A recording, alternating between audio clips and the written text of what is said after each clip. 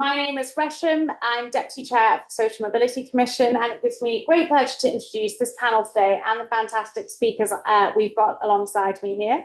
So this morning, our session's focused on NEETs, so the different pathways, the impact of where you live on opportunities, and this afternoon we're shifting our focus slightly to the welfare system, so the policy decisions that affect NEETs. But this panel will specifically discuss how current welfare policies, NEET rates and pathways into work or education are related. And this has been mentioned previously today on the panels and the keynotes, but we are really here to talk about the 1 million young people in the UK who are currently classified as NEET. And that isn't just a statistic from the recent interim report from Alan Milburn on young people in work. The report also predicts that the cumulative cost to our country of 1 million NEET people is around 125 billion, yes with a B, billion pounds, not to mention the impact on those young people, on their mental health, on their resilience, and their ability to achieve their true potential, and the economic scarring that they suffer for many, many years after. Our goal today is to look beneath those numbers. So we know that current policies, things like universal credit, conditionality, and sanctions, are intended to move people into work. But we also know that for many, they create a scarring effect or a blind spot that keeps them effectively off the radar and out of government data. So as part of our commitment this year as a commission, our focus has been to look more deeply into both NEETs and welfare. So we're conducting two pieces of research. One is to understand the lived experience of young people who are NEET, so the factors that lead to them becoming NEET, the barriers to effective support or getting out of NEETness. And this research is being conducted initially in Blackpool, so with the aim of rolling this out to other areas after. So we're interviewing 30 people across a range of demographics, and there'll be a workshop as well after that. And the second piece of research that we're carrying out is to see what prevents long-term welfare recipients from progressing both socially and economically. So that's a bit about the works. Keep an eye out because we've seen the initial findings. They are really fascinating. But I'd like to introduce today's panel right now on welfare policies, and the insights gathered from today's discussion will inform the development of policy recommendations in the final reports. And we want to ask and hopefully have answers on the tough questions around whether the welfare system makes staying put safer than taking a risk. And how do we reach the thousands that don't claim benefits at all and are therefore missing from all data? If you have questions, there will be a chance to ask them at the end. So please do keep them in your mind. As soon as the main panel discussion is done, I will make sure we answer as many as we can. And please do share your thoughts or anything you want to reflect on social media. Please tag the Social Mobility Commission and use the hashtag Social Mobility Symposium. So let me begin in no particular order, but I will be introducing one by one. It is my pleasure to introduce Ryan Wain, who is Senior Director of Policy and Politics at the Tony Blair Institute. So his work focuses on helping leaders to focus on solutions, to provide actionable answers rather than just analysis. He conceived, led, and delivered TBI's Future of Britain programme, which includes successful conferences and a policy agenda, and also played a leading role in developing and communicating the TBI's pandemic work. And these efforts changed vaccine policy to a first dose to many strategy that studies showed prevented thousands of deaths. So thank you for that, Ryan, and I'm really happy to have you here. Secondly, on our panel is Dr. Annie Irvine, who is a qualitative researcher with over 20 years' experience in applied social research in the areas of health, work, and welfare. And Annie's recent projects use biographical, narrative, and longitudinal methods to explore transitions between employment and welfare in the context of mental distress. So thank you so much for joining us. We've then got the Right Honourable Robert Halfon to my left, who is currently the Executive Director at Make UK and a former Minister for Skills, Apprenticeships and Higher Education, and the former MP for Harlow. In 2017, he was elected as Chair of the House of Commons. So I've said Commission way too many times today. The House of Commons Education Select Committee did this for 5 years until he became a minister in 2022. But in that time, he published reports on apprenticeships, apprenticeship provision, prison education, SEND, and careers advice and guidance. So thank you very much for being with us here today. And next, at the end, we've got Baz Ramaiah, who is an education and employment policy expert dedicated to supporting disadvantaged youth. So he's currently the Director for Policy and Research at Youth Employment UK, a former teacher with a Cambridge MPhil, and has led leadership roles at a number of organisations. So thank you for being here with us today. And last but very much not least on the panel is Peter Swallow MP. He was elected as Member of Parliament for Bracknell in July 2024, the first Labour MP to do so. And he is the chair of the All-Party Parliamentary Group for Social Mobility. He was a university lecturer and teacher before entering Parliament. So thank you very much for being here with us today.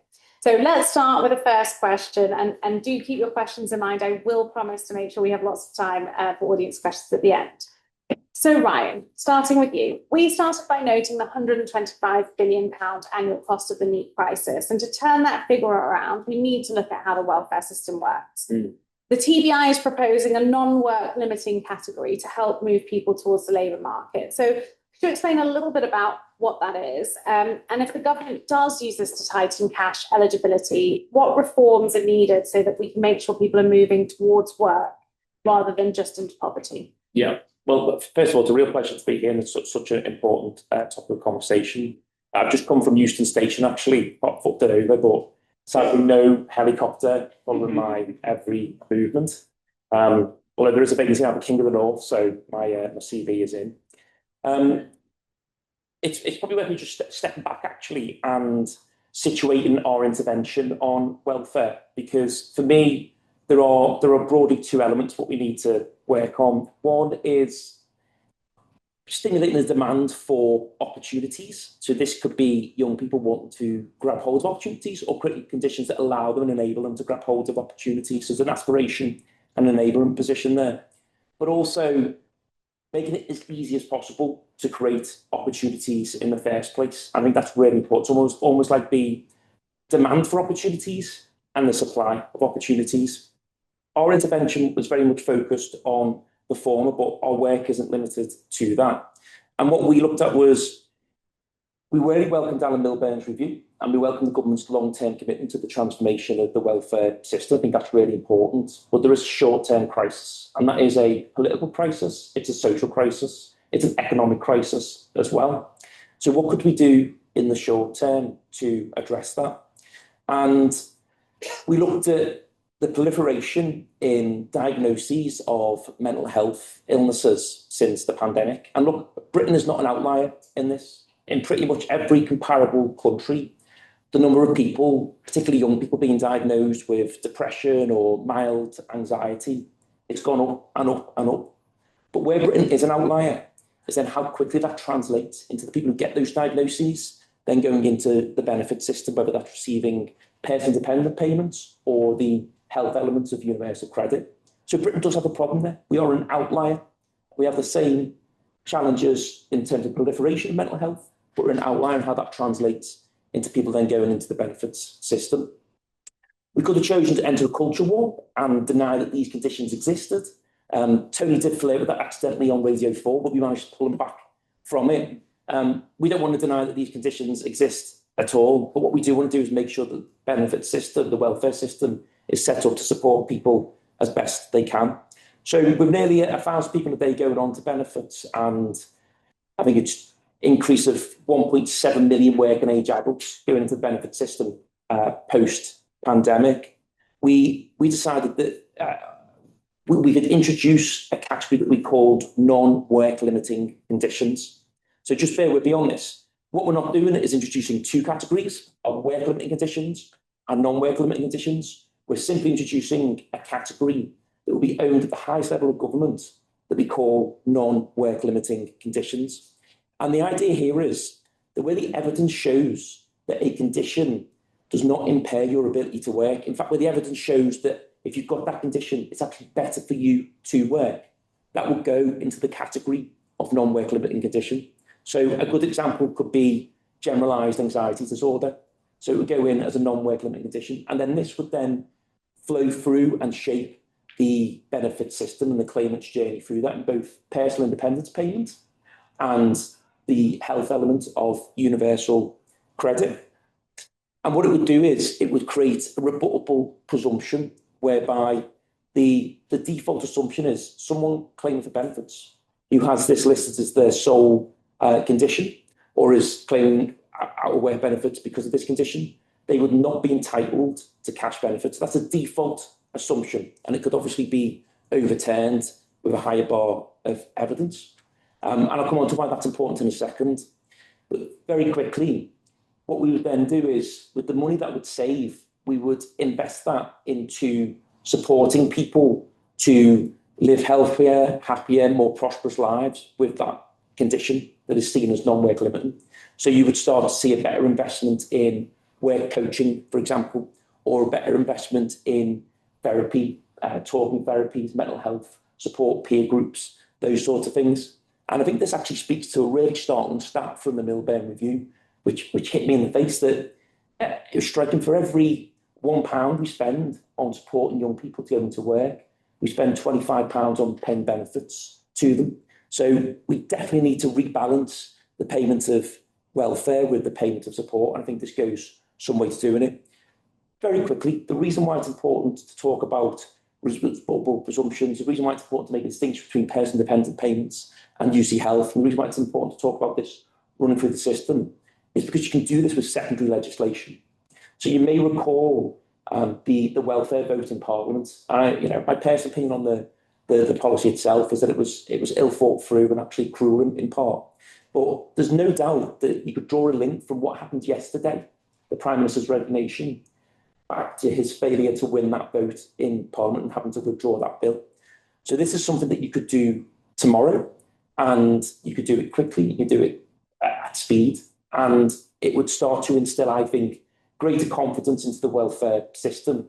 But most importantly, I think it would start to create the conditions to get young people with mental health conditions back into work and give them the support that they need to live much healthier, happier, more prosperous lives, notwithstanding the need for, I think, a wholesale reform of the welfare system itself, and going right back to the beginning, being able to support employers to make it easier as possible to create opportunities for young people as well.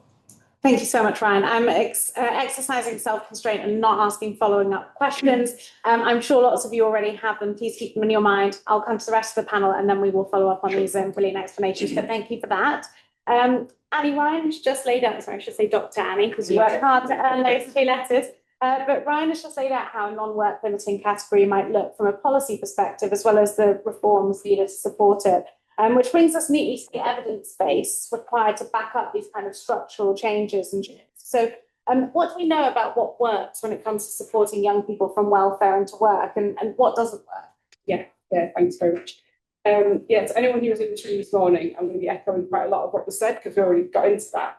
I'll start with what a good welfare to work support looks like. And first to say, this is not about what an ideal intervention looks like. It's about a consistent set of qualities or characteristics of support that underpin whatever the specific right thing is for a given young person, which will differ a lot. So I think there's sort of 5 headline characteristics of good welfare to work support. The first is relational support, which we've definitely heard a lot about from every speaker has mentioned so far. So support that's based on a relationship of trust, and usually with a single named, consistent individual that becomes the anchor for that young person. Baroness Stebbins-Scott this morning talked about a mentor type relationship, or whatever we call it, mentor key worker, but somebody who becomes that young person's champion, somebody that's dependable, that they can trust, that will be alongside them for however long it takes. The second thing is holistic support that can cope with, that can accommodate and can respond to that real complex mesh of things that are going on for a lot of these young people. There's often interwoven, diverse, sort of interconnected and compounding challenges that can't be taken apart and treated in isolation. The third thing is person-centred and tailored support. So meeting that young person wherever they are and being driven by their needs and their circumstances, not by a sort of service metric or a sort of very rigid service model that's out to sort of meet its KPIs. Fourth one is support that's not time limited. So that can be as long as it needs to be and can be paced to meet that young person's particular circumstances, and that can accommodate maybe backward steps as well as forward sometimes. So for some people, it might not necessarily be a long-term intervention, but I think for a lot of the young people we're thinking about today, it will be a longer journey that needs that time allowance. And then the last thing is support that's engaged with voluntarily. So perhaps with a need for encouragement from that key worker or mentor, maybe some persistence on their part, maybe some constructive challenge, but not with sort of the threat of punishments if the person isn't always able to engage at the same consistent level, and certainly without sort of threats of sanctions. So I've come to understand about this through research I've done with voluntary sector organisations across York and North Yorkshire. But I think whatever research paper, whatever research report, evaluation you open up that's about welfare to work support, it will be the same set of things that you see, whether it's young people, older workers, lone parents, people who experience homelessness, criminal justice. You see these same headlines of what works coming through again and again. Even on the train down this morning from York, I was reading a paper that was on an Italian social prescribing intervention for young people. Exactly the same themes coming through. So I think we know that's what works. What the evidence shows doesn't work is pressure, threat, coercion, the threat of having your benefits taken away from you if you, for whatever reason, can't sustain that momentum, need to take a break, can't fulfil generic demands of the system on a consistent basis, or pressure to do things that are a poor fit, whether that's poor fit with health, whether it's caring responsibilities, whether it's poor fit with the transport links where you live, or actually the simple thing of poor fit with that young person's aspirations, where you're just being pushed into something generic that has no bearing on your sort of vision of your own future. So those kind of approaches push people further away from work, they push people to disengagement from support, and they will make mental health worse variably. So I think another thing that we know from quantitative evidence is where those sort of mandatory conditionality-based approaches push people towards work quickly. It's often poor policy jobs that are not sustained, so you're just feeding this churn, this revolving door of in and out of low policy work and benefits. And it can also lead to tokenistic and sort of passive engagement rather than active and meaningful engagement in programmes. So I think the problem that we've got through no fault of any of the frontline workers is that job centres, the system we currently have, are not set up, they're not resourced to deliver that kind of support. So we've got qualitative research will show it's kind of hurried, it's impersonal, people don't see the same work from one week to the next. There's that lack of continuity that means those trusting relationships can't be built up and people can't feel safe to open up to their key worker. And I think the embedded lack of trust that's built up between DWP and sort of claimant service users can mean that young people feel, even if a programme is billed as voluntary, it sometimes doesn't feel that way. I wanted to share with you quite a powerful quote from one of the young people who was in a recent project. She was a young woman in her early 20s. She had been a lone parent. She'd had lots of very complex and sort of traumatic experiences. But she was talking about how when you do put yourself forward for a programme, it doesn't always feel voluntary. She said they say it's voluntary, but it doesn't feel like it's voluntary. It feels like you have to do what they want you to do, and it's a lot of pressure. As soon as you do voluntary, Universal Credit basically has full control of your life. You have to go to these appointments. If you miss an appointment, even though it's voluntary, you have sanctions. They don't work with you at all. And as soon as you're drawn in, that's when you have to start dropping everything. And it puts a lot of pressure on you to do these sort of things that they want you to do, because it's all on their terms. And that's when they start throwing things at you that you don't want to do. And then you're like to pull out instantly. No, I don't want to take part anymore. And then you're back to square one of finding the right support again, trying to find work. So I think she was a fantastic young person, but really had a brilliant way with words. So the last thing I'll just say, if I've got time for one more quick thing, and again, this from a lot this morning, is that this kind of, going back to what does work, it's resource intensive, and I think we have to accept that and stop trying to sort of find ways around the fact that this kind of work requires time, it requires resource, it requires money. And I think one of the things that's going wrong is this kind of short-term repeated cycle of funding for community organisations who know what they're doing, they know how to do it well, but they're just constantly on the back foot, having to scrabble for more funding. Their own staff don't know if they've got jobs 6 months from now. And it's just really undermining the quality of the support that they know how to do and would be doing if there was sustainable funding. Thank you so much. And so valid. We visited job centres, and some of the advice being given by people whose first job was to be an advisor. So they've never actually successfully applied for a job themselves. And young people talked about the challenges of being pushed into taking jobs that would end the career support they got, but was not in the field they wanted to enter or was not going to help them with a long-term career. So thank you for that. And Rob, coming to you, we've covered the mechanics of the system with Ryan. We've talked about what isn't working with Annie. So now let's talk about employers if we can. And a recurring theme today is the scarring effect on young people, the fear of falling through the cracks that people feel. So how able are employers, in your view, to offer the employment opportunities offered by the jobs guarantee? And how can it support long-term, well-paid work for young people? Yes, so thank you. And we at Make UK represent about 30,000 manufacturers and associated bodies, and we speak to employers all the time, and I travel around the country. And absolutely, one thing is clear, is employers are not unwilling in terms of employing young people and NEETs. By the way, if my dream in life is to change that acronym, because there is nothing neat about being unemployed, and I've never been able to think of a better one, but anyway, that we are where we are. But there were basically four problems, really. The first, of course, is business costs. Now, this is the elephant in the room. We have the highest energy costs in the industrialized world. We've got, and I'm not arguing about the rights or wrongs or why the government had to do it or whatever it may be, but the fact is with incredibly high business taxes and then high taxes and so on and so forth. And then you have business rates. And then you have companies, for example, that say, okay, we're cutting our energy bills because we put solar panels on the roof, but they get a bill now that their property is worth more, so they have to pay increased business rates because of it. So you've got all that going on one side. Then you've got regulatory challenges. And again, I heard Angela Wain this morning. She spoke very movingly about her background in the Employment Rights Bill. But the fact is that is going to have a huge impact on every business in the country. And absolutely, it's great that the government are giving a jobs guarantee and a youth guarantee. You know, these are things I've campaigned for and believe in. I wanted an apprenticeship guarantee. But if you're an employer and you know that people from day one are going to have full rights, it's going to make you sadly more cautious about having that young person, especially even if you do get the wage costs sorted out and so on for the first 6 months. And the other problem, of course, is the pastoral and healthcare. And if you look at the Kickstart program that Rishi Sunak introduced, I think close to 50% of those who were long-term unemployed didn't complete the scheme. Now, the scheme had overall success, but the most challenged people did not complete it. So you need to look at wraparound and pastoral care, and that's where I think, especially when it comes to skills, where providers come in. The fourth problem is skills, my area, something I'm for those who know me, very passionate about. So there are 50,000 vacancies at the moment in manufacturing. About 70% of manufacturers say they can't find people with the technical skills that they need, close to 70%.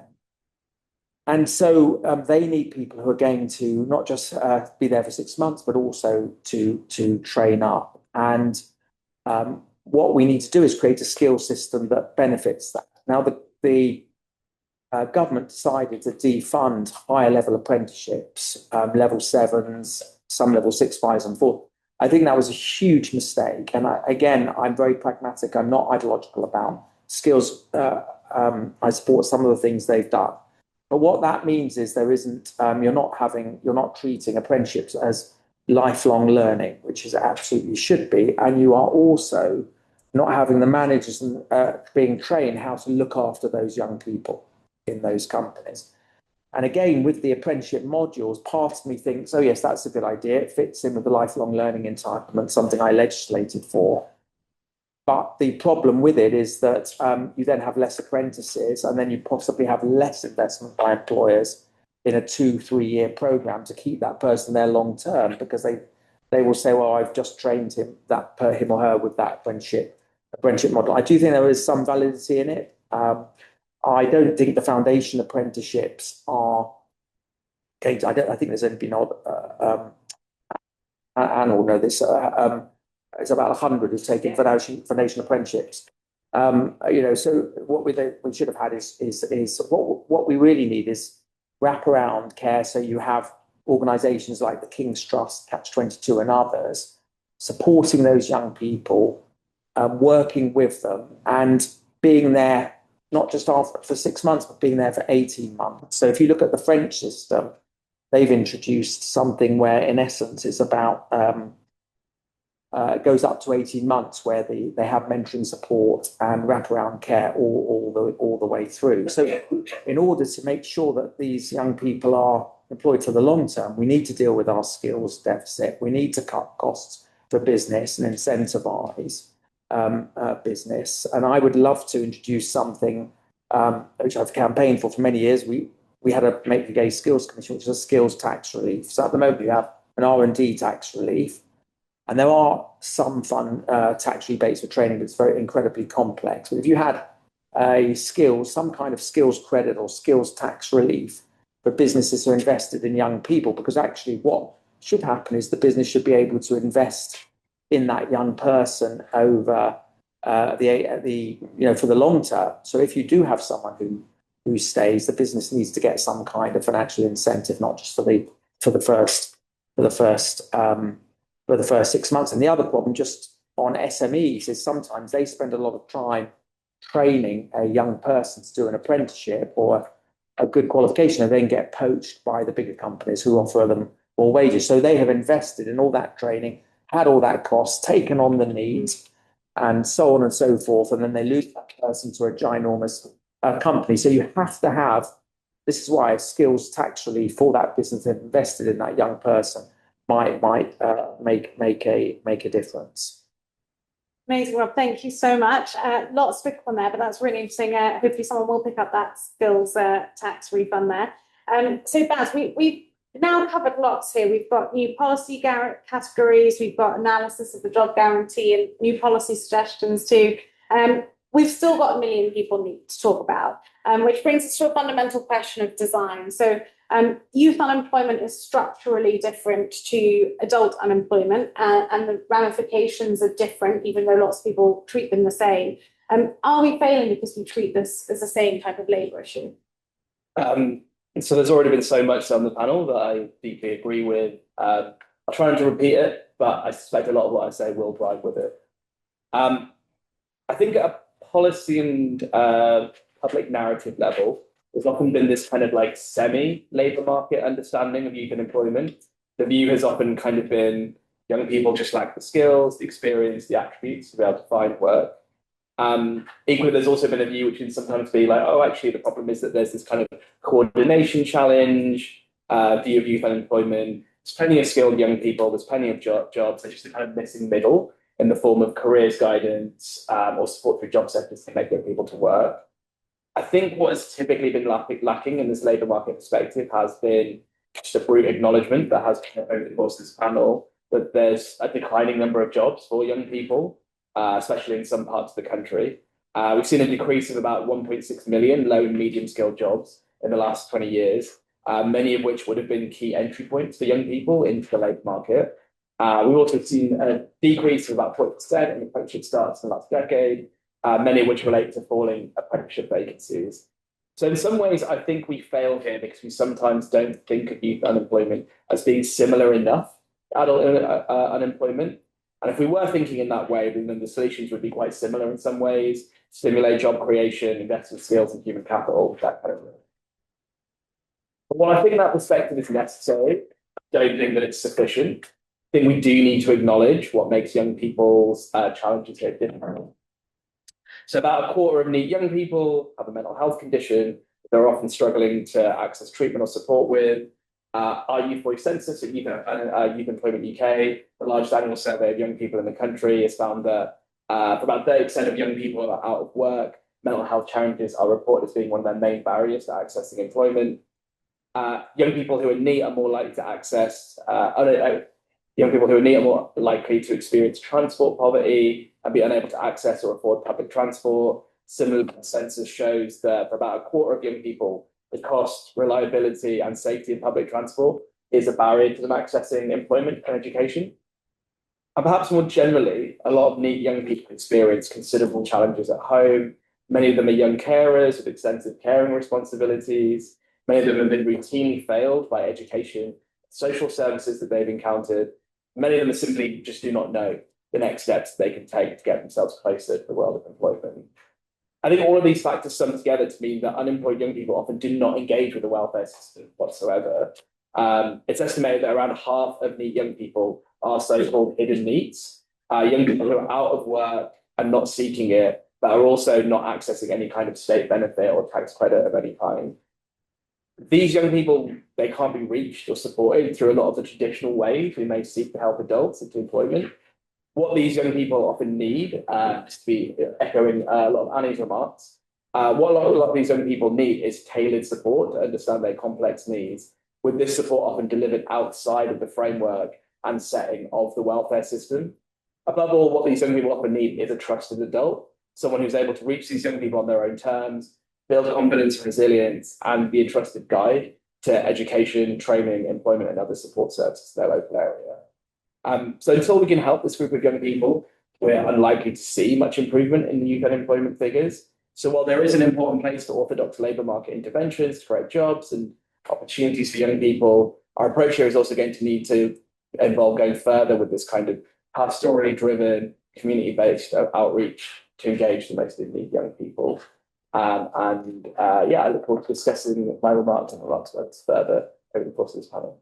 Thank you so much, Baz, and love the details of that census. I'm so big on the data point, so that's really, really fascinating. Audience questions are coming just after Peter, so do start thinking about what you want to ask.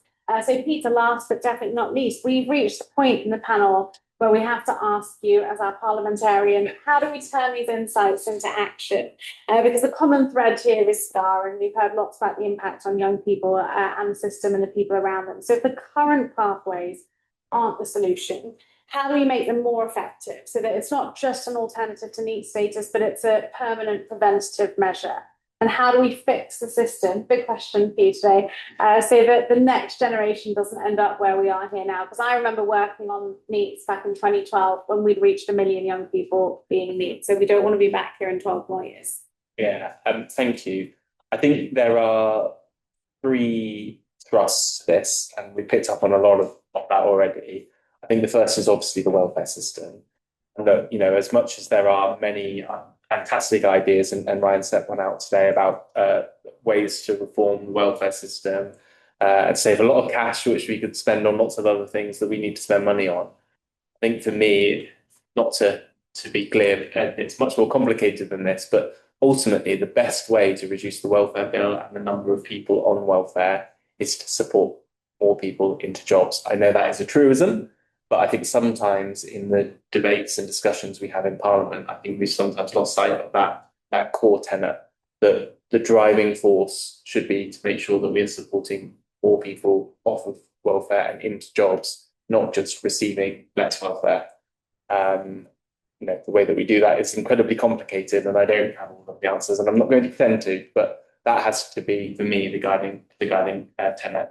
And then you mentioned, I think very rightly, the interventions that we need to see in the healthcare system, because so much of what is preventing people getting into work, as Brian identified, is health challenges, whether that is mental or physical health challenges. I was speaking with actually a business owner, a very successful business owner in my constituency, just yesterday, who was explaining to me how she is getting to the end of her rope and she may have to close her business, make 6 people unemployed because she can't get access to the healthcare that she needs to make it possible for her just to go about doing her job. And, you know, it does feel that as much as we are making progress with the health system, we are not yet prioritised enough in that health system and need to look beyond simply the health needs of NHS patients, as they're always called, and instead look at what they need to thrive much more beyond just their physical and mental health. And I think we do need to do more to make sure that pathways are there for those whose health is affecting their ability to find and stay in work. And the final thing, and the thing that, you know, for me personally as a former teacher, as a member of the Education Select Committee, that I think, and I don't think we've spoken enough about on this panel at least, is the huge role of the education system. And when I talk about the role of the education system, I'm not just talking about post-16, as important as that is. As the Milburn Review interim report sets out in really stark details, we know who is going to be NEET far earlier than when they hit 16 or 18. We know who is going to be NEET when they are 5 years old. That's an oversimplification, but broadly speaking. So the interventions that we need to be making now that won't pay off in this Parliament or even the next or possibly the next, to make sure that we are supporting our young people to grow up, not just with the skills they need to go into the workforce, but also I think a lot of the resilience and well-being tools to go on and find and keep jobs in the future is so, so important.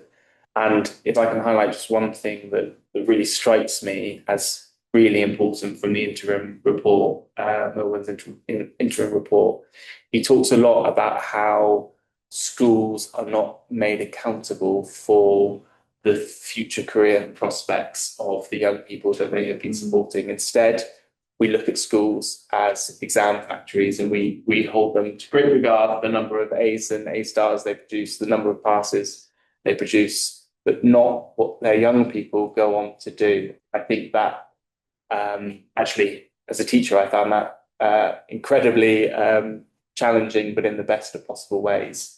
And what is the point of education if not to prepare young people for their futures?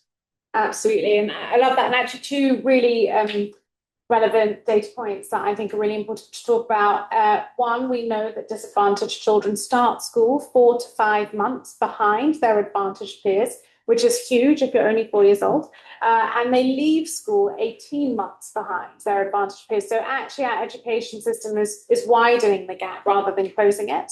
So you imagine what prospects that young person has if they are 18 months behind their advantaged peers.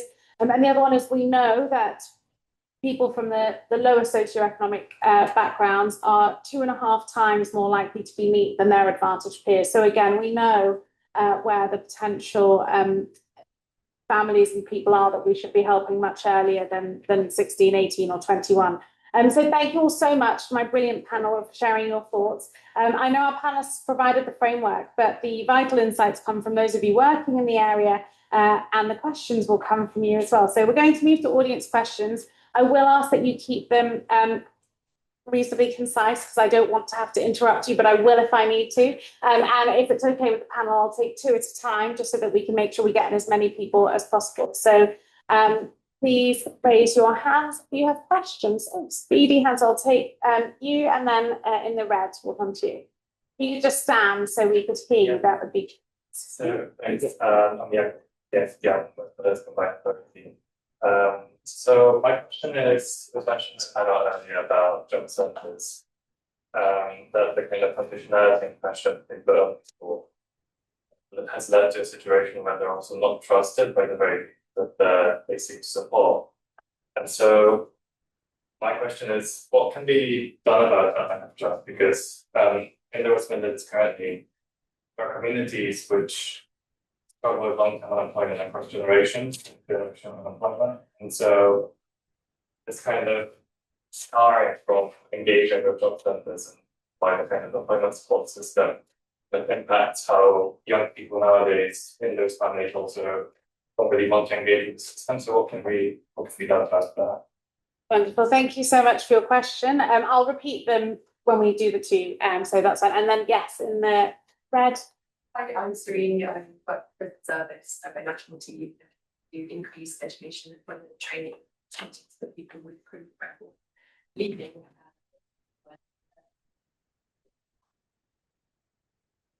It's really brilliant to hear from people the different experiences, whether it's kind of academia, business insight, political, and kind of the think tanks as well. My question is, how do we mobilise all of this kind of insight into action? Some of the sessions there is there to speak about effective place-based action, and it's then we've got probably a whole building full of incredibly different sectors. I'd love to hear your thoughts on how we can be trying to do some change. Wonderful, thank you so much. So 2 questions. One is the job centre conditionality, and the way it works means that there's often not trust between the young people looking for work and the advisors. So how can we build that trust? And then the second question is how to mobilise insight into action, particularly if we want to think about place-based. So I might start this side, just work around, and you can take one or both of the questions depending on your. Both excellent questions. The panel's going to be much more qualified than I am on that first one, but I would just say my sense is that you've got to start way before the job centre in terms of the conversations. And whenever I speak to schools now, the demands that they are put on them, they've started to asked the question, what is a school? And actually struck me, it's like, that's a great question for us to start asking in 2026. Like, what is a school? I think Peter set out beautifully what it shouldn't be and gave us a hint about what it should be. But there's definitely a greater role for schools to play much earlier on. And I also draw my own experiences here. So I joined the air training corps, the Air Cadets, and it was interesting because I went to a normal state school in Liverpool and I saw kids go through that who basically fell out the other end, failed, essentially. And then I saw kids of those demographics who went into the cadets and had a much richer experience, were imbued with leadership qualities, were put into situations that they wouldn't otherwise have been. Now, I don't know why they chose to join the cadets, but these were kids often who weren't that engaged with schools. So we've always got to think about the new institutions, and this links to Sereni's point about getting thinkers together. I would urge the Sociability Commission to spend time with the defence sector as well, because there's a huge opportunity there. And I think we need this conference to be fused with a defence conference where you get different faces, people, different amounts of money being invested into the economy and different opportunities being created. And then Serene, just very quickly, my side hustle, I'm chair of National Prison Radio. So we run the radio station in all the prisons. We do a lot about reskilling. And I'm not saying that to endear myself to you. I'm saying because I think it's part of the solution. It's about creating innovators, and we've got to start celebrating entrepreneurship in this country, not just entrepreneurs who go and make trillion-dollar companies, although we could do with those as well, but actually social entrepreneurs. And I see the prison radio as one example, and I'm part of it, of pulling together this different expertise, but then turn it into actual programs that are being delivered. And they are going to be much better than any government department at delivering upskilling for prisoners, both inside and outside. So how do we unlock the social innovators of our time? I think that would be my big edge on that question. So first of all, just coming back on the cadets, and the armed forces are the biggest employer of apprentices. And I saw when I was an MP the incredible work that the cadets did with pupils from challenging backgrounds, and it made an absolutely ginormous difference to their lives. I think that point is a really valid one. On the job centre, I used to organise as an MP every year massive jobs and apprenticeship fair, and it was very, very interesting because the job centre mandated that everybody who was on their book should come to the jobs fair. It's like a huge event. And a lot of people would come in and they'd see all the stalls and they'd be over the moon. But a fair few, not the majority, a small minority, but a sizable minority, would come in, either spit at you, okay, I was a Tory MP, I get it, or just literally go and sign the form at the job centre stand to say that they've been, and then literally walk out the building. And I was looking at this, not angry with those people actually, but thinking, this is an endemic problem, and therefore it's no good just saying you have to have that mentoring and support. Starts with the schools and all this, but these people need to be looked after by outside organisations like the King's Trust. And if I had money like the Youth Guarantee, billions of pounds being spent, I would have preferred that money to have gone into organisations like the King's Trust and others, similar organisations that are preparing people for the world of work and get to the hardest to reach families. And on prison education, I was the person who introduced prisoner apprenticeships, by the way. So sadly, not many people have taken them up, but I did a report when I was chair of the Education Select Committee about, if you go back to 2018-19, about prison apprentices. I'd love to talk about prison education. I'd love to talk to you afterwards, but very passionate about that. And there's so many things that are wrong that should be done. There's been some improvements, but not enough. But in terms of people coming together, how you get all these ideas together, and I think that's what the purpose of this is for. But I think Helen Whately made the very important point upstairs was absolutely we come together, but we also have to have a debate because there are profound disagreements. Andrew Rayner, I think she's an incredible person, incredible politician, but I have profound disagreements with some of the things, not all, but some of the things she says. And that's what this conference is about. You have to debate the ideas and really challenge each other.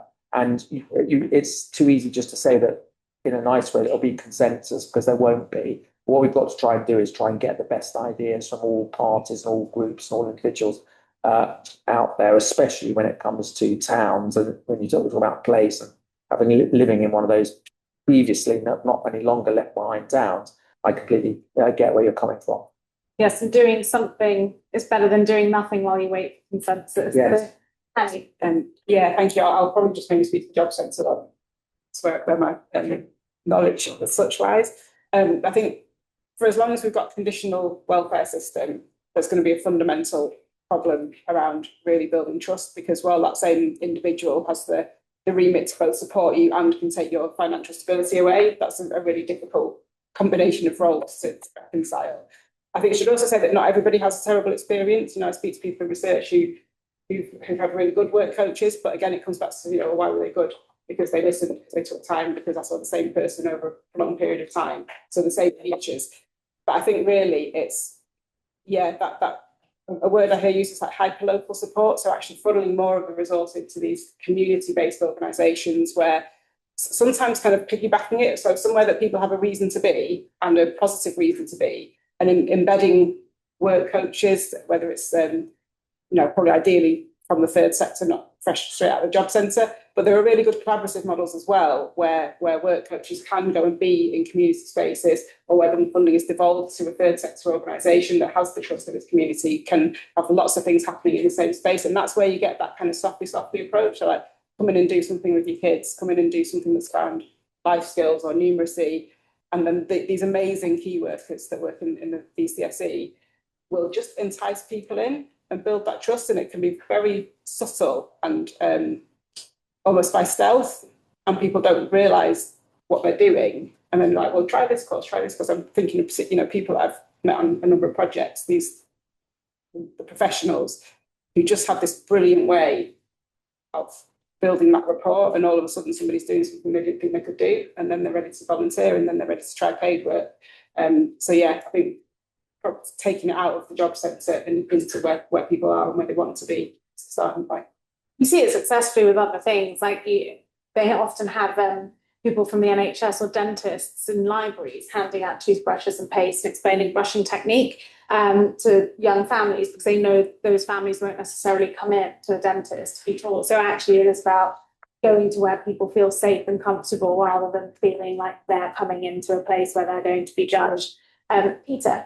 Yeah, and I think actually the NHS 10-year plan, with its idea of putting healthcare alongside other community facilities, potentially has some crossover here. And I say that in part because lots of job centres in this country are in completely inappropriate places, including the job centre in my own constituency, where there is no parking and no toilet for customers.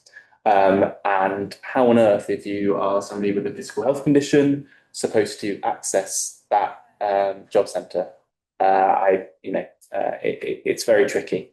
So I think we do need to think, quite frankly, we need to start again with what a job centre should look and feel like, and how it can bring people in, and how it can support people. And yes, at times challenge them.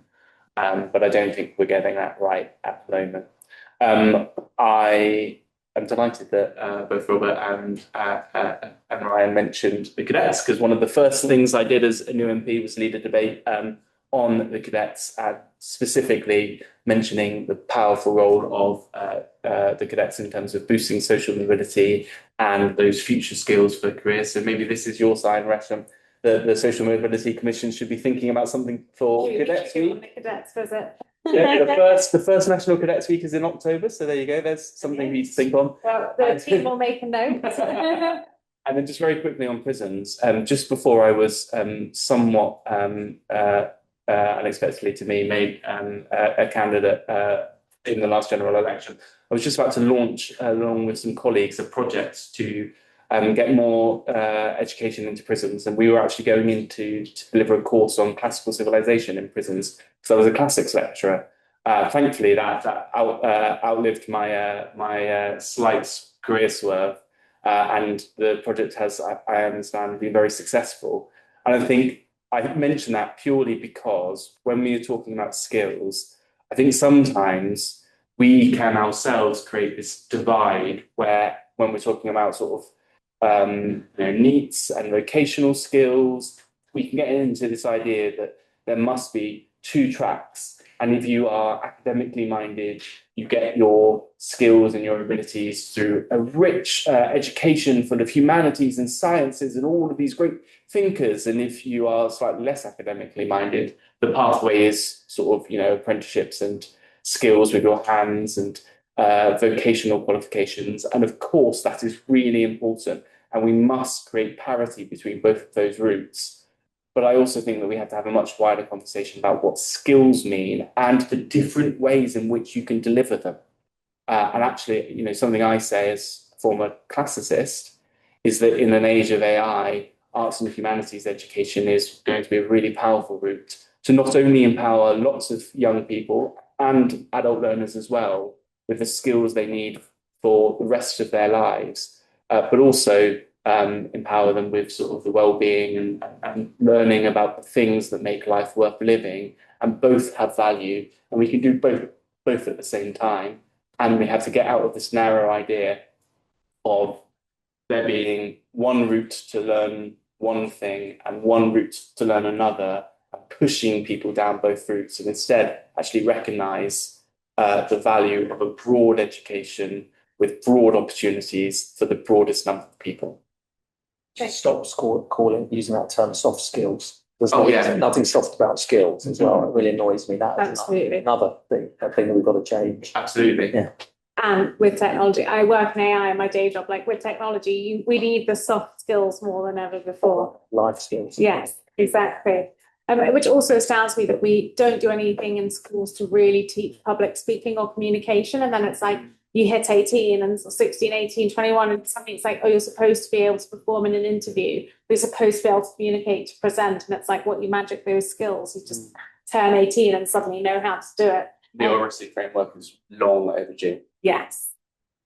That's. Just to pick up on the point from our colleague from the West Midlands Combined Authority. I would echo what's been said here about like detached approaches towards giving young people access to job centre and job centre like services. I think that's kind of the fundamental principle behind youth hubs and young futures hubs, is this idea of creating spaces that don't entail the kind of stigma that's often associated with job centres, that young people can access to get similar kind of support they would get at a job centre. The problem for a lot of youth hubs and young futures hubs as they're being rolled out is that a lot of young people just simply don't know about them. So there does need to be like a really strong social messaging campaign behind them. It's got to draw on a lot of services in areas, in schools and healthcare, to direct young people towards them, because they do have a lot of promise if they are well delivered. I would also just highlight that the Institute for Employment Studies, who are an organisation we work with very closely at Youth Employment UK, have just completed an evaluation of a pilot for a programme called Jobs Plus, which involves situating job centres within social housing estates and just operates on a very open basis, like in areas where there are very high NEET rates. Now, obviously, the pilot has been extended and there's going to be more data collection, but the early results are really promising. They do get really high engagement, like massively beyond like what they should get from NEET young people, because they are just a service that's in the community, that's where they're able to access them easily, where there's little stigma associated with them in terms of, being invited to or being compelled to attend them. So this detached approach, I think, has got a lot of legs. Just on the second point in relation to mobilizing action, it's, I think, the question that we're often thinking about when we're in these sorts of situations, right? Hearing lots of great ideas. I think a starting point for me that I think feels really important is kind of just recognizing where great practice is already happening within the system. There's a lot of community groups who are doing really amazing work. We're getting people getting to work, but there's actually also lots of employers who are doing really great stuff here as well. We have just finished our Good Youth Employment Benchmark for 2026, where we've been speaking to employers from across the country, from large multinational organizations to very small organizations, understanding what they're doing to make their organization a good youth employer. And we just see some absolutely fascinating stuff. And one of the things we want to do is really recognize and amplify that great practice, because for a lot of employers, that is a bit of a waymarker for stuff that they could start doing tomorrow. So of course, there's a need for big systemic change here, and that's what we're all going to continue to work on. But there's lots of things that employers could start doing tomorrow if they can just see what great looks like. So that report will be coming out in Youth Employment Week, which commences on the 6th of July. So do keep your eye on the field for it. Wonderful, thank you. I'll take two.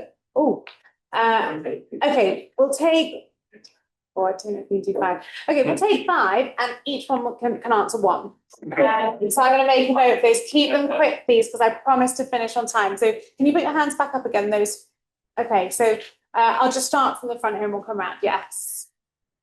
Well, mine's a point I sort of had with my fair to say. So mine's a point of clarification, something that Ryan said.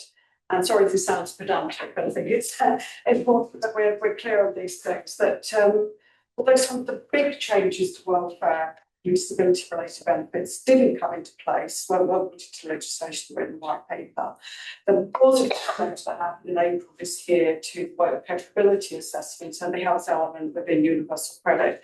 So it sort of gave the impression of what you were saying, that a young person suffering from anxiety would get the health element within universal credit. That's very unlikely with the changes that have happened. So after work capability assessment, you could have a limited capability work assessment. You don't get the health element if you have that. You do have to just claim usual standard allowance universal credit and have all the conditionalities along with that.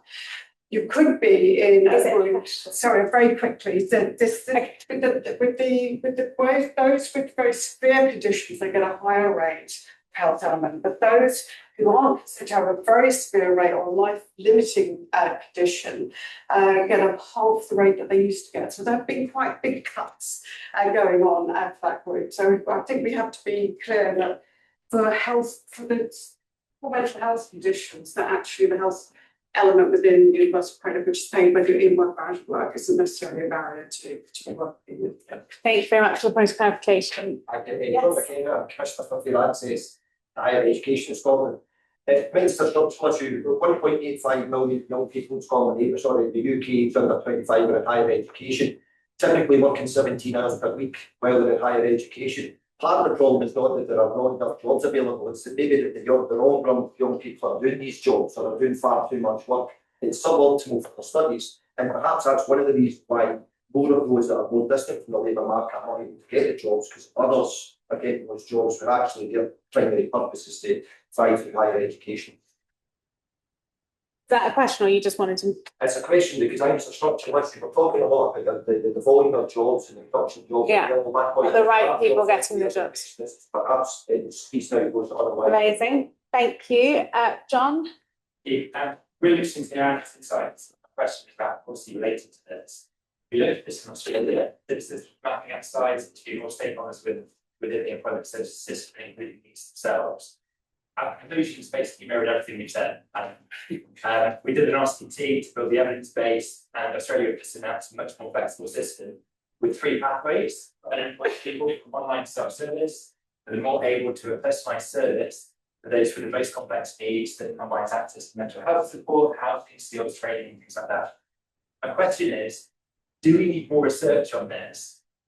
Or is it an emergency, meaning we actually need to act now? Do we need to deliver rapidly an Australian style policy that delivers more support to those with the most complex needs?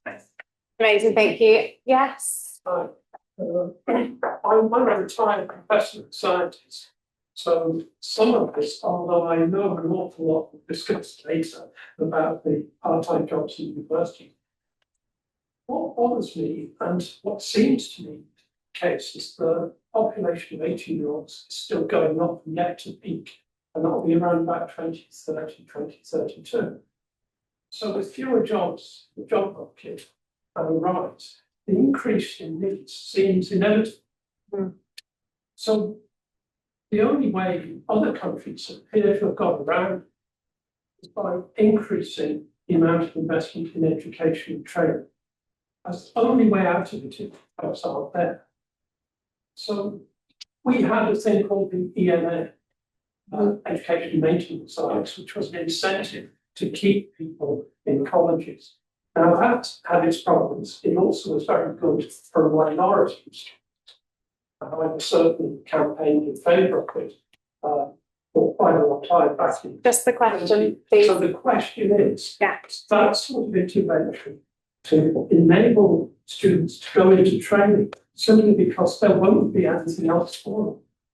Great, thank you so much. Then the final question, don't worry, I've made notes, I'll repeat them all for you. It was just about, as touched on Jen talking about the role of other earlier interventions, we spoke about that probably doesn't appeal to everyone. And I think as a young person growing up during sort of austerity and COVID, a lot of young people lost community, they lost access to youth centres, Saturday schools, things like that.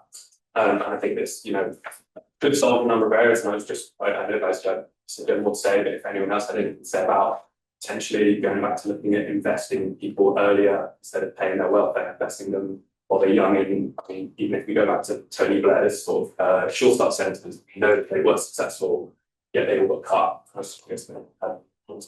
Amazing, thank you. So we've had one clarification on welfare, so thank you for that. So questions, the first from the gentleman, are the right people getting the right work, or are we having too many students working on top of studies?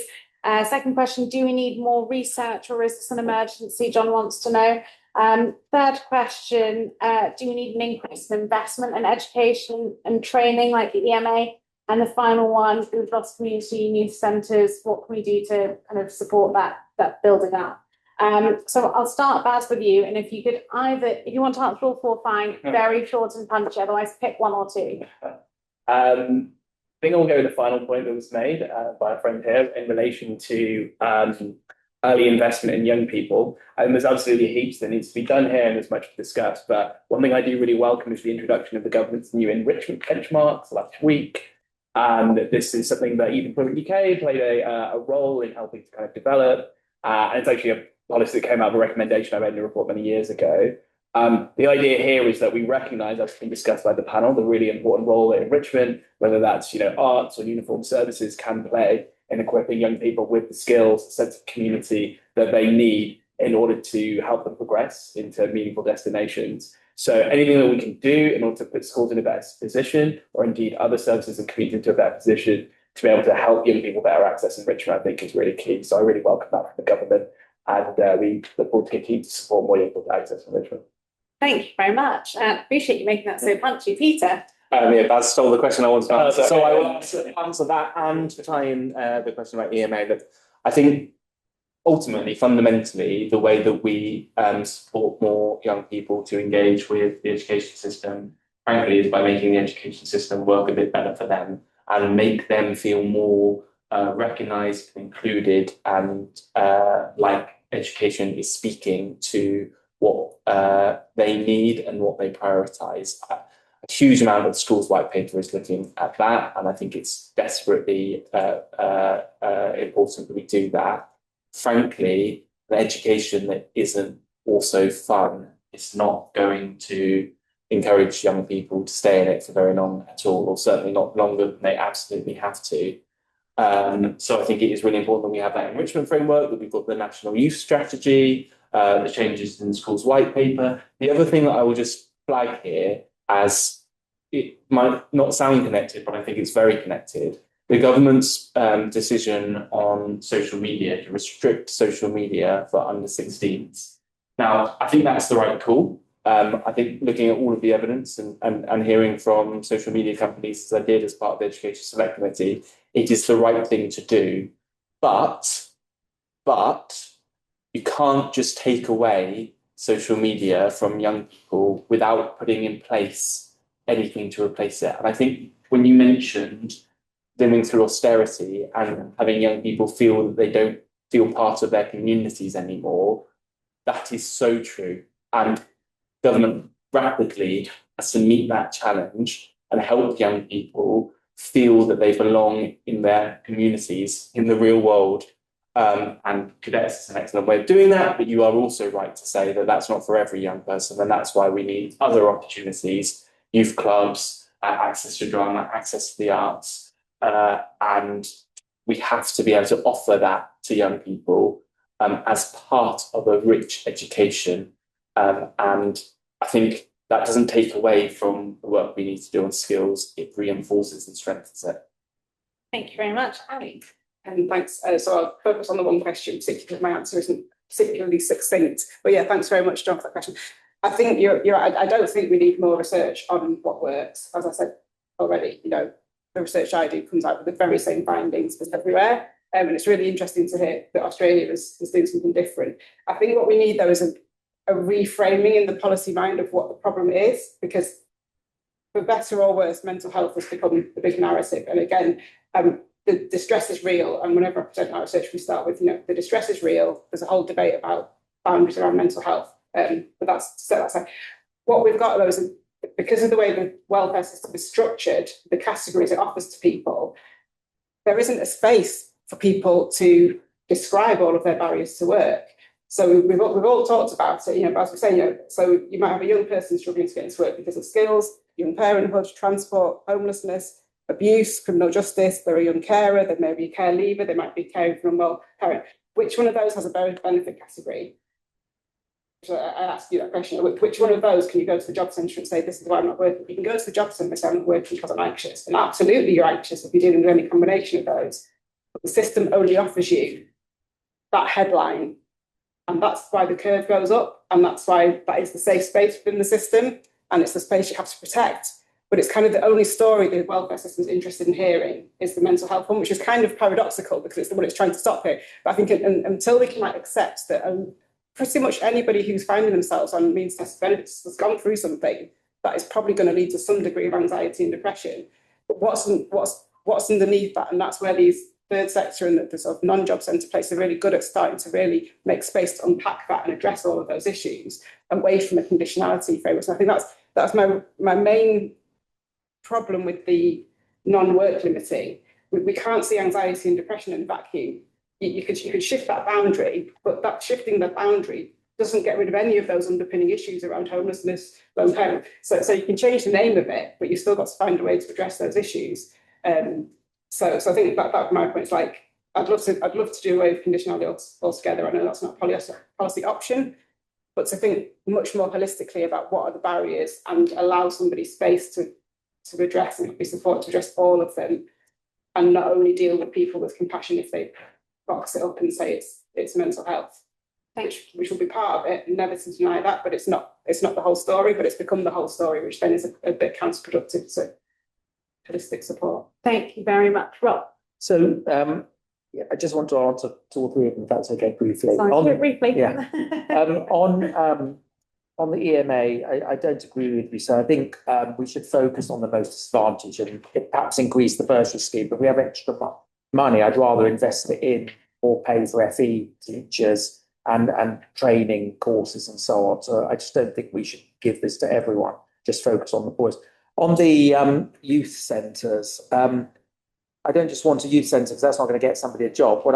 What's gone on around the country is youth zones, and they are incredible places where they have all the kind of fun things that people like to do, but they also have training and skill support. And I've seen those around the country. Unfortunately, they cost a lot of money, but they have private funding as well as state funding. I do think the Sure Start system was mixed. If you look at the stats, some were good, some were less good. I think the family model is much better because it's much more of a focus.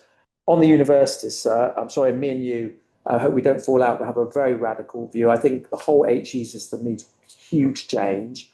And actually, all courses should be about work, whether you're doing English literature, archaeology, or engineering. And part of your week should be in the workplace. And personally, I'd have, Tony Blair went on about 75% or whatever students going to university. I'd have at least half doing degree apprenticeships. I think we need to make sure university prepares people for the world of work. And I could, if we had more time, I would talk to you a lot more about this, but I think we need a huge change in view. Let's touch on the points of actually very different points we're making. It's game-related jobs, it's not related to the I understand that, yeah. Thank you, super speedy there. And don't worry, everyone, we are shortly breaking for tea and delicious cakes. So there's plenty of time to. Okay, well, tea then. Yeah. You and me both discuss. So, Ryan. Yeah, very quickly. First of all, Abigail, thank you so much for clarification. You are right. Just worth saying that the report is focused on the broader population and it focused on UC health and personal independence payment when we saw the biggest forecasts intensive spending personal independence payments. I'll be very quick and take a couple of points in the round. I think what you said is actually really interesting around graduates taking those entry-level jobs to support them during their studies, undergraduates. I don't want to be in a position where we're telling people that they can't work, especially when something is expensive. TBI said that we should have 70% of people participating in higher education, not universities. And I still believe in universities as a valid route. I really do. And I wouldn't prescribe work as part of that, because there is something about discovery and research that is really important and powerful. But I do think all of this points to, and what you said before around getting more young people into qualifications. The reality is that a lot of people who are NEETs, I can't remember the exact number, but it's pretty high, are qualified to A-level already. So we've almost exhausted the putting people into education. Very clearly, we need to make it as easy as possible in this country to create opportunities for young people, and it isn't.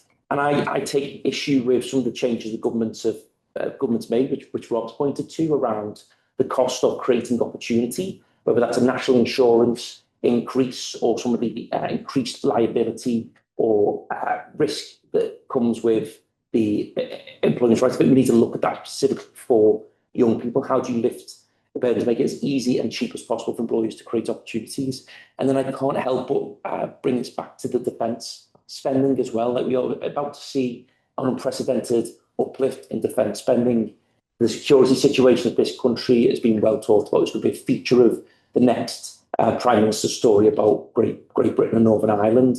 We need to use that to make sure that we are not just invested in the dual-use technologies that Britain's going to need in warfare, but the dual-use skills as well. And there's a world where that just creates a sea of opportunity for young people right up and down the country. That's where I do that. So I get to ask one final question. I'm going to ask each of the panelists to answer in one sentence. So I'll start with Ryan Warning. If you could remove one specific rule or hoop from the current welfare system for under 25s to improve their long-term prospects, what would it be? I'd actually, just based on my last answer, I would take away the burden from employers when it comes to creating opportunities for them. So reduce national insurance and increase tax incentives so that it's as easy as possible to create opportunities for young people. Music to my ears, because I actually lobbied George Osborne successfully with Brooks Newmark and others to reduce NI the last time we had a NEET crisis. Rob, what would you do?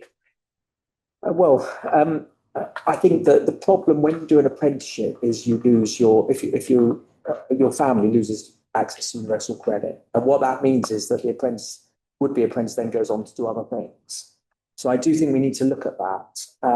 But having said that, there is a cost. It would cost hundreds of millions of pounds, and so everything is about choices. And if I had to choose that or spending money on skills tax relief for companies, for example, so they would be more incentivized to employ young people, I would probably choose the latter. But that universal credit problem is definitely a disincentive, and we need to sort of kind of deal with it somehow. Two policy options there for the new Prime Minister when he comes. And yeah, I think it'd be some way of scaling back to focus on conditionality and just making it feel safer to engage and engaging with people in a much more holistic way.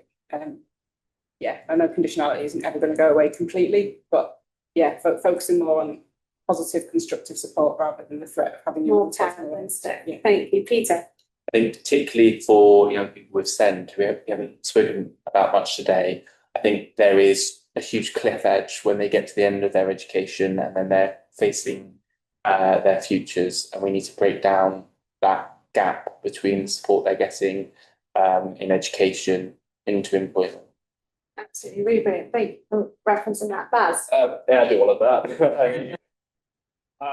Yeah, everything everyone said is absolutely valid. The only thing I'd build on would just say, in very specific circumstances that actually affect quite a lot of young people. You do have things such as the carers allowance, which, for example, prevents lots of young people who are carers. The biggest difficult to get a sense of, there could be as many as 1 million young people, prevents them from being able to access a wide range of education and employment routes because they're at risk of losing their allowance. So a review of these different kind of areas to prevent young people doing very good things from getting into work and education, I think is really important. Thanks so much. I would normally summarise, but seeing as I've already been naughty and run a few minutes over, I'm not going to do that because you've all been soaking it in. So it's just for me to thank all of you for being here, to thank our excellent panel, and to announce that there's going to be a break